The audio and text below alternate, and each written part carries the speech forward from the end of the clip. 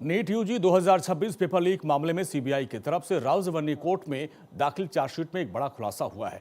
Chargesheet में कहा गया है कि नीट यूजी 2026 पेपर लीक कोई आखिरी समय की घटना नहीं थी, बल्कि इसकी साजिश कई महीने पहले ही रच ली गई थी। दावा सीबीआई ने दिल्ली के रावजवनी कोर्ट में दाखिल 94 पेज के चार्जशीट में किया है। चार्जशीट 28 जुलाई को दाखिल की गई थी।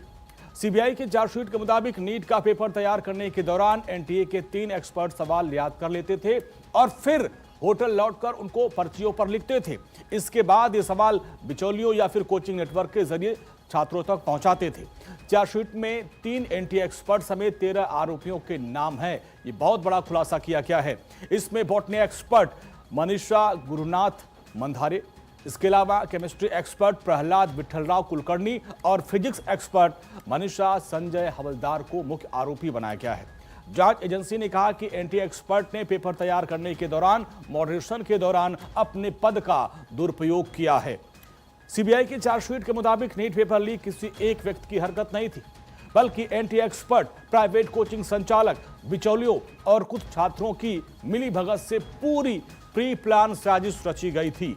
एजेंसी के मुताबिक कोचिंग संचालक और बिचौलियों ने परीक्षा से कई महीने पहले एनटीए के 3 एक्सपर्ट से संपर्क कर लिया था।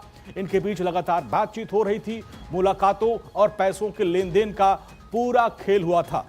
सीबीआई ने चार्जशीट में बताया कि एनटीए एक्सपर्ट पेपर तैयार करने और ट्रांसलेशन की प्रक्रिया के दौरान सवाल याद कर लेते थे, होटल में जाकर उनको कागज पर नोट करते थे और फिर एनसीईआरटी की किताबों में चैप्टर और पैराग्राफ मार्क कर देते थे।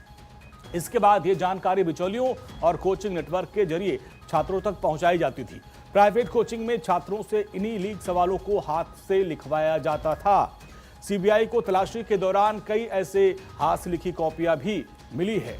जांच एजेंसी का कहना है कि यह तरीका इसलिए अपनाया गया ताकि डिजिटल सबूत न छोड़े जाएं, लेकिन छात्रों को परीक्षा में बड़ा फायदा मिल सके।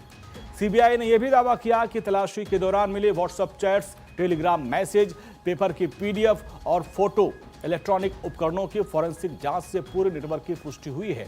एजेंसी के मुताबिक पेपर लीक सीधे छात्रों तक नहीं पहुंचते थे, पहले वो बिचौलियों के पास जाते थे।